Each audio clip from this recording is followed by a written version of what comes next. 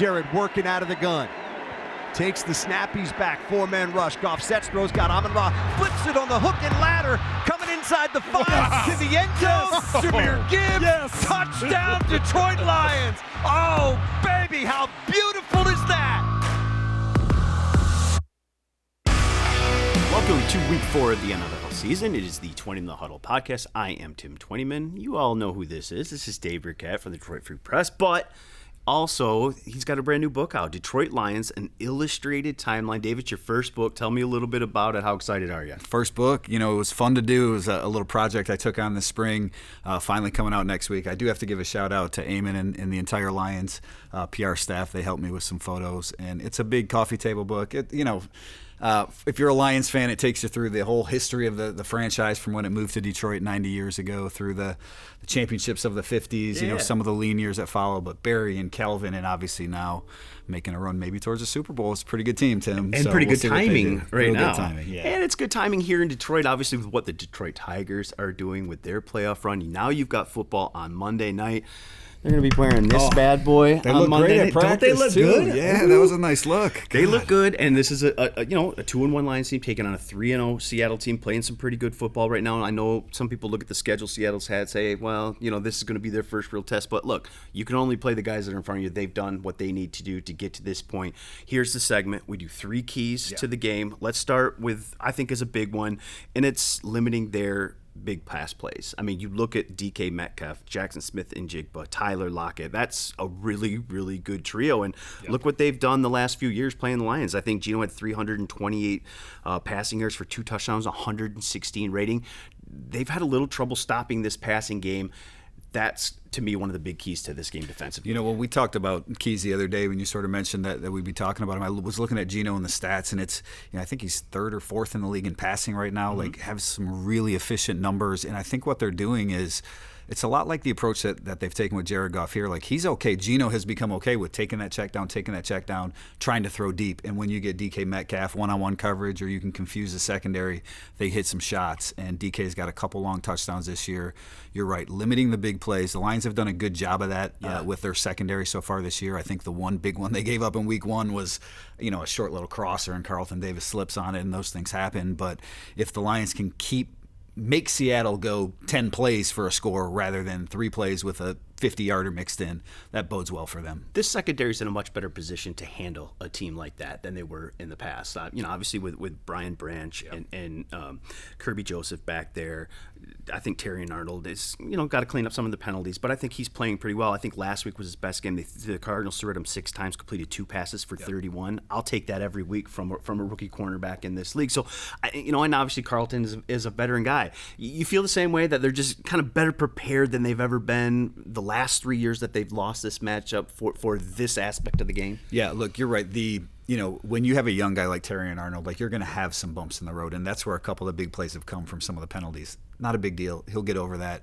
But I think that pairing that they have at safety, Kirby Joseph and Brian Branch right now, really working well together. Kirby, he patrols so much ground in the back end. When you have Brian Branch playing as a robber, coming up and playing in the slot, helping in run support, that's just a really lethal combination back there. Both big hitters. So I do think that's a big part of the defense's success so far. And both are going to have to play a big game. Geno Smith, 77 passes completed, most of the NFL. He's 2nd in completion percentage, 74.8%, and 3rd in yards. He's playing really good football right now, but I think that's going to be a great matchup because this new look secondary, this to me is their greatest test so far. Week 1 of the Rams and Stafford, that was a good one too, but when you lost Puka pretty early in that game, some of the other weapons they were without, this to me is their greatest test.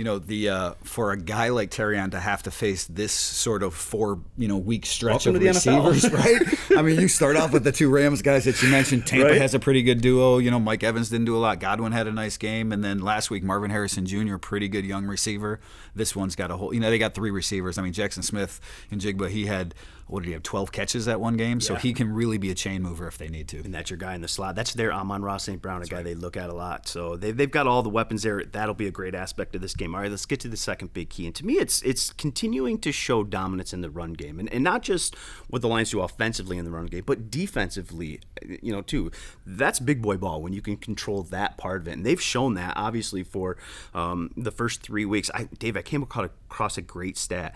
It was Greg Miola, who does a great job in the information department there in Eamon's crew, but 22 games in a row that the Lions have not allowed a running back to rush for at least 70 yards. Wow. You have to go all the way back to the Carolina game in 22 when Foreman and freezing Chubb cold game. went to. Oh, but imagine now they've allowed some 100-yard performances from quarterbacks. Justin Fields has been there, but they've taken that part of the game away. And I think when you do that defensively, it just makes everything else easier. You know, I was writing about the run defense this week because coming off that game and what they did against James Conner, I think he led the league in rushing going into that game last week, and the way they shut him down. Or something like that. And 8 carries, ran for nothing. I think running backs this year, every running back, taking quarterbacks out of it, they're averaging 47 yards a game against the Lions on the ground. Running backs, that is. Wow. When you can shut down the primary running game, let's call it, right? A lot of those quarterback runs are sort of specialty runs, as Ben Johnson would say. It really does. It makes a team one-dimensional, and that helps your defense cover and do the things that it needs to do to be successful. The Lions have played really good defense through 3 weeks. That's why they're 2-1. I mean, that's why I think they have a shot to go to the Super Bowl this year, because that defense now pairs with an offense that's going to be dangerous in time. And we saw it last week when that offense can run the ball like it did. Your entire playbook is open offensively because you control the game. You get laterals, you get quarterbacks running around, you get all this kind of stuff. The shake and make. The shake and make. I mean, you get all that stuff. It all opens up to me. That's a huge key. Can the Lions offensively and defensively control the run game like they have the first 3 weeks? That one will be really huge. All right, the next one is, and I think we've both kind of wondered this. We've asked Dan Campbell about it this week, but obviously losing Marcus Davenport was big. That was a big veteran guy that I think the description they used is they crushed the can with him and Aidan in there. That was a good term, and it was right. We saw that through 3 games. Now who fills in? Marcus Davenport lost for the season, big loss. They've got some options, but who's that guy that fills in? Because if you don't find that guy, and look, they eventually down the road they could make a trade, they could get some other guys in there. But I think for the short term, it's going to be the guys that they have on this roster. Yeah. Who to you jumps out as a guy that you think maybe can fill that spot? Yeah, look, first of all, when Dan makes that imagery of crushing the can, it's so perfect, it's so vivid. You can see it how it worked with Davenport, with Reeder and McNeil and then it just crushed. That's exactly what it was. And they're going to miss Davenport. And, as I look at this team going forward, that's a big concern to me is who plays opposite Aidan, because we've seen it through 3 weeks, 6.5 sacks. I mean, Aidan is just so consistent with the pressure that he brings, even when he doesn't get to the quarterback as hard as he plays. Good tandem in the middle now. It's who that other end is. It sounds like Josh Paschal is going to get first dibs at it, let's say. I don't know that he brings the same length and strength, the same physicality that Marcus Davenport does. That's really what Marcus was so good at. But he's a good player. He can be. But I think they need a little bit more. I know fans like the James Houston. That doesn't really fit into that to me. He's more an outside linebacker if you maybe need to steal a few snaps when Derek Barnes is out. But whatever it is, especially in those passing downs, because they can be so dangerous, you got to find someone else who can get to the quarterback with Aidan. To me, I think who that guy can be is Levi Onwuzurike. I think, and I know they like to use him inside, especially on those pass rush situations, create some, some games up front and do some things. But I think he to me is a similar guy to Marcus. He's big, he's physical. He'd be a big end that can set the edge and kind of crush the can a little bit more too. He's played terrific in the first 2 games. That's a half sack. I think he's got 7 quarterback hits, somewhere right on there. So he's been active. He can play inside, outside. It'll be interesting to me how much they decide to throw him outside and maybe try to recreate that same kind of body type thing with Levi, because you do have Reeder, you do have Aleem inside. If you want to maybe extend them a little bit more inside, get that push to put Levi outside, you can do that. But it'll be really interesting to see what they do. This is a big opportunity for Paschal though, right? In his 3rd season. I think for both of them, because Levi's in a contract year. I mean, if he can show some of that flexibility too. Look, I really like the Levi thought. I think that's their best foursome up front right now is Aidan and Aleem and DJ and Levi. I just don't know, if Reeder's ready or has enough pass rush, how you do that in some of those 3rd down situations. Yeah. Who that other guy is out there. I think Levi is clearly in their top 4 among defensive linemen right now. But Josh, he's a guy that's similar to Levi in that the first couple years of his career had some injuries, didn't do a whole lot. Maybe he has an opportunity this year that he can run with. So we'll see. I think you're right. Levi's playing really good ball. If they could get Josh playing at a similar level or even close to that, then they got options. That defensive line is going to look pretty good. And the big thing, Davis, they've got to find somebody, because if they don't, you're going to see every play double team with Hutch. And you might see some triple teams with the back coming out. I mean, if they don't get the kind of production they were getting from Marcus, teams are going to go into that game and say, look, we ain't letting Hutch beat us. Anybody else can. Hutch isn't going to beat us. And Hutch is still going to make some plays, but double teams, triple teams, that's tough. That's why I think that other edge is so important. Backup tackle for Hutchinson again this week that he's going to face on the right side of that Seattle offensive line probably. I mean, they got to send help his way regardless, but he's still going to get to the quarterback. But you're right. Just for the long-term success of this team, they need someone else to step up opposite Hutchinson to be that guy consistently. Well, those are three keys in what should be a really, really great game and a great atmosphere. Monday Night Football at Ford Field. Detroit Lions, an illustrated timeline. Where can people get the book? Should be at all bookstores starting next week, or find me. I'll probably have some copies on me. ReadyPress.com is the other place. You might want to put your Twitter out there. People might hit you up on Twitter for it. Dave Birkett, thanks for joining me. Appreciate it, as always. Absolutely. Welcome back to the Twentyman Huddle podcast. Very happy to welcome in Levi Onwuzurike, defensive tackle, Detroit Lions. And look, Levi, I'm happy you're sitting here. I'm happy we're talking week 4 and you're playing as well as you are. Just how are you feeling? Everybody knows the story of the first couple of years, obviously, what you've battled through. To be right here, right now, be such a big part of what this defensive line is doing. Just how proud of yourself are you that you battled through that? Man, I'm real happy, real blessed, and just happy I kind of stuck to the plan and, just really focused on getting back to football, whether I could or whether I couldn't. Just, put 100% into coming back. So, and now you're back. A couple half sacks, 4 quarterback hits, really being a productive part of that defensive line. Just from not just being healthy, but just where your game is at, what you've done over the last year to get yourself to a point where now you are a consistent contributor and a big part of this defensive line. Yeah. Wait, what was the question? Just what have you done over the last year to kind of put yourself in this position? Where has your game improved the most, you think, over the last year? Man, I think just honestly, one is just getting training in. I haven't been able to get a true off season in. I've been training up here in Michigan at Mecca. Real nice one-on-one training. So that was a big part of it. But also, just getting out, working on my pass rush moves out here. Just repetition. That's what people don't understand. When you're hurt, you can't get the reps because by rep 5 you're hurting. When you feel good, I can come here and get 50 reps if I wanted to. You know what I'm saying? So that was kind of the transition. What does Terrell Williams meant for that defensive line and for you personally? Yeah, Will, man. I think he makes the complicated stuff simple in our room. So man, it means a lot to have him. His knowledge of the game. But usually when you get guys who know a lot, they're very they want things done a certain way. I mean, he's specific to everybody. You know what I'm saying? It's not one way. It's what's the best way you can do it, and how can you help us win? You know what I'm saying? So I mean, he's a big part of why we're doing what we're doing. Big loss last week with Marcus Davenport going down. He was playing so well opposite Hutch. You guys had a nice little 5-man rotation in there. Just how big of a loss is Marcus?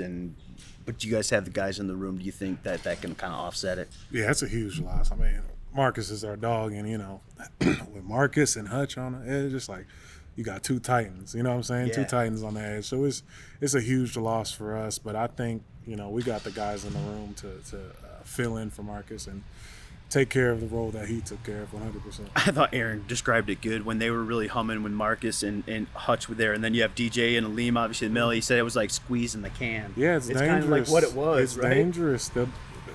When they're out there, it's like all they got to do is crush. If everybody bull rushes, quarterback's not doing nothing. You've been touted for your versatility, being able to play inside, outside. With Marcus going down, do you see yourself maybe hopping outside a little bit more, filling some of that role? And how much are you looking forward to that? Because you're a big guy on the edge, facing some, some of them tackles, in space. That seems like it might fit your game. Yeah, I mean, I love it. I love playing on the edge. I love playing on the inside. It doesn't really matter.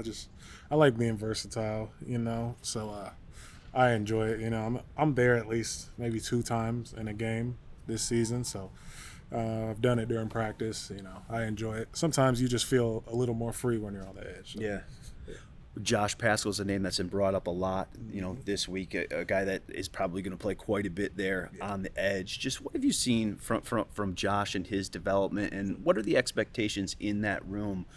For a guy in his third year looking for an opportunity, boom, now he gets it. It falls right in his lap. And look, in this league, you got to take advantage of those opportunities. So what's the thought in the room about the job that he's going to do? I think everybody has big expectations for Josh.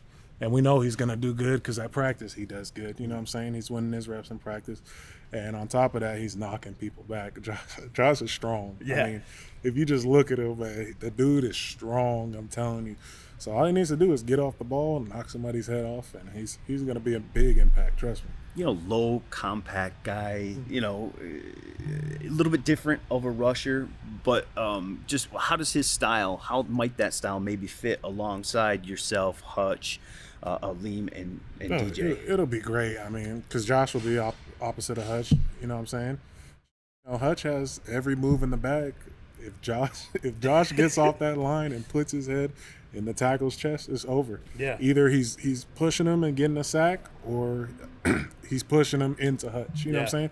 So they're gonna work well together, without a doubt. The great thing about playing opposite Hutch, you're gonna get one-on-one. Yeah. Without a doubt. No chippers. You're gonna get all those one-on-ones. You guys have changed the narrative a little bit defensively. Obviously with kind of what happened last year, everybody talked about this being a weakness of this football team.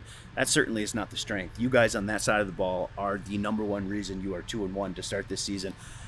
How much do you love the fact that you've changed that narrative a little bit? And how much do you like that for Aaron Glenn?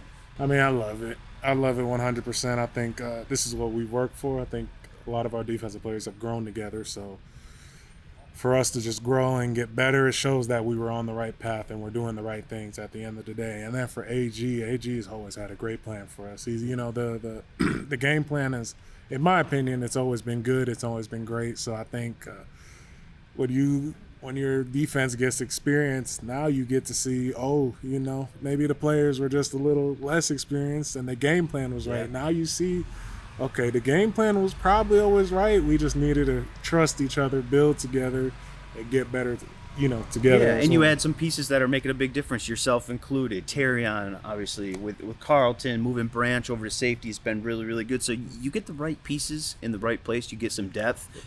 That's the right plan for sure. Do you even find yourself when you watch tape or roll it back, do you marvel at Hutch at all? Yeah. Oh my God, 100%. Because it's like, I try to.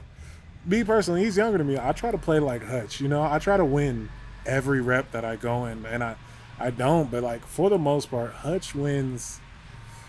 I don't know what looks like 80% of his reps. You know what I'm saying? So in practice, I'm like, all right, I gotta win each rep, no matter what. If the QB throws the ball, I got to work on winning each rep. If Hutch can do it, I can do it. Pasch can do it.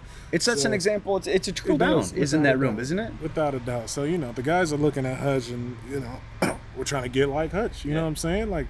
He's getting all the sacks. We want the sacks too, you know what I'm saying? I hear you. So it's great to watch him. I mean, this is, he's rare, 100%. So, I mean, studying him it'll benefit all of us. DJ Reader, what has he meant for you? A veteran guy who's been through a lot. Not only that, but been through injury too, come back from that. But and has been really good, really consistent league for a long time. What's he meant to you? I mean, it means a lot. I mean, even just one, from the knowledge that he has, and two, just playing alongside him. You don't worry about nothing, you know what I'm saying? He's going to handle his business, and then sometimes he makes it easy because he just knocks everybody back. So, I mean, it's like and he's on year 8? Yeah. Yeah, you can just tell he's a veteran, you know what I'm saying? He handles his business. It almost looks easy out there for him. So playing with him and playing off him is it's a benefit for us. How much are you looking forward to getting into these on a national stage on Monday night? Do you like them? Have you liked how they look this week? I like them. They look better once you get them black jerseys on, too. It goes together now. What's the scouting report on Seattle? Obviously, a team you guys have struggled to beat here the last 3 years. Big game. They're 3-0. This could have implications. We saw how it did 2 years ago at the end of the year. How big of a game is this? What's the quick scouting report on that offense? Yeah, I mean, it's a big game for us. I mean, but we're a new team, so you can't really think about the past. It's a 100% new team. But I mean, we know what we got to do. They got a great running back. They got a great quarterback. Got to keep the QB in the pocket. Got to win our one-on-ones and got to stop the run. I think it always starts with stopping the run, so we can let the ball fly. But stop the run like we've been doing and just handle business up front. Players always like that bye week to be somewhere in the middle of the season, but is this one after this week 5, is that hitting you guys maybe at a pretty good time? What about you personally? Are you looking forward to kind of just the week off, week 5, and get your feet up a little? Oh, you don't like it? No, because I mean, for the most part, some guys are hurt, but we're fresh. We're practicing. Nobody's really tired of practicing yet because it's not week 8. It's not week 10. It's not the dog days yet. Exactly. In my opinion, this is terrible. This is not where you want to break. We just started playing football. This is game 4. It's just. It's going to make for a long stretch good. Afterward, isn't it? Yeah, it'll be a long stretch. Body's feeling good. So I don't like it. I didn't even know the NFL did this personally. Yeah. I think it's a terrible setup, but it is what it is. You know what I'm saying? At the end of the day, we take the bye week, we get healthy, we feel good, we come back, ball out. Win this game, win a couple in a row, go enjoy yourself, get even more healthy, then go on a long run. It should be a fun atmosphere on Sunday. You are playing some awesome football right now, man. I'm glad. It's one of my favorite stories of everybody in that locker room, for what you went through, how your career was almost done, to battle your way back, and to be playing the kind of football that you're playing right now. And that's certainly a compliment to your work ethic, to who you are, and you are playing some great football right now. Keep it up, man. Keep it up, and we'll have John Boyle with everything on Seattle coming up next. Welcome back to the Twentyman Huddle podcast. I am very happy to welcome in John Boyle, the senior writer for the Seahawks. Does a great job covering everything Seattle. Thanks for joining me, John. I appreciate it. Hey, thanks for having me, Tim. Happy to do it. All right, let's start right here, because injuries are always, a huge part of every game. Obviously, the Lions are dealing with some. They've already ruled out All-Pro center Frank Ragnow for Monday night. I'm sure Seattle defenders, especially those guys up front, aren't too shaken up about that one. But how is Seattle injury-wise going into this matchup Monday night? A huge one against two really good NFC teams. Yeah, unfortunately for the Seahawks, or fortunately for the Lions, two of the guys who might want to take advantage of an injury at center are, I'd say questionable right now. We don't really know. We haven't seen an injury report yet, but Leonard Williams and Byron Murphy, their first-round pick this year, both left last week's game with injuries. We have not really gotten any update yet.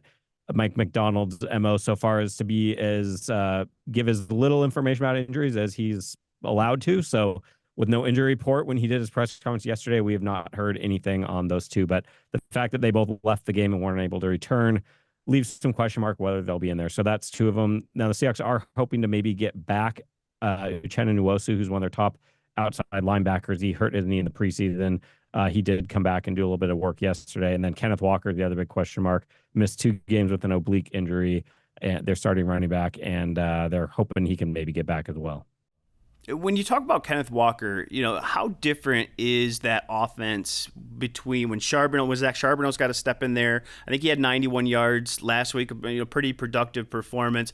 How are they different? Does the offense change at all with one or the other, or do they still do the same kind of things? A lot of what they do, schematically will look the same, but the big difference, like Charbonnet's a really good player. Like you said, he had 91 yards last week, 2 touchdowns. But he's more of a physical downhill guy. A lot of that yardage came late in the game, as you hope when you have a physical running game, you can kind of wear on teams. His last 3 runs of the game went for like 13, 11, and 10 yards. So finished really strong. The biggest factor that Ken Walker gives you is he's going to be able to maybe make more out of a play when it's not there. If it's not blocked up right, like he's just such an elusive player. I'm sure some of your fans might have seen him play at Michigan State, and like he can just do some things where a play that another running back might not get, he'll get a couple yards and run into some defenders. Ken Walker is going to make some dudes miss and just do something wild. So, sometimes that can backfire you. Sometimes there's, some negative plays that come with that, but he's a little better at making something out of nothing, which, the Seahawks offensive line has not been nearly as bad as people want to make it out to be, but they have struggled with, being consistent. And, he's maybe if he does get back, he might be able to get some yardage that isn't there for another back. You look at the NFC standings right now, you see Minnesota at 3-0, you see Seattle at 3-0. Just really, John, what's been the catalyst for this 3-0 start for this team? I mean, some would say, yes, you faced a Miami team without Tua, Bo Nix, his first start. But look, you can only play the people that are in front of you, and you need to go and win those games. And Seattle has done that week in, week out. They've looked pretty good doing it. What's been the catalyst, in your opinion, to this 3-0 start for them? I mean, it starts with their defense, which, to your point, they haven't faced an offense like the Lions yet. They haven't faced a quarterback as good as Jared Goff yet. When the schedule came out, we thought that Miami game would be the first big test, but then unfortunately Tua got hurt. So, but, regardless of who they're playing, I mean, we've seen backup quarterbacks around the league and against Seattle in past years come in and have good games. So they did what you should do. They held them to a field goal. They played awesome in that game. They played really well in the previous two games as well. I think I saw a stat. They're the first team since the 1979 Steelers to hold 3 straight teams under 150 receiving yards and win all 3 games. Wow. So their pass defense has not been tested like it will be this week, but it's been phenomenal. The pass rush has been really good. I mean, everything you hoped Mike McDonald would bring to a defense, they've done so far. Now's kind of the first real big test of it, but that's been the case. And then Geno Smith has been, I mentioned earlier, the line has not been at its best yet.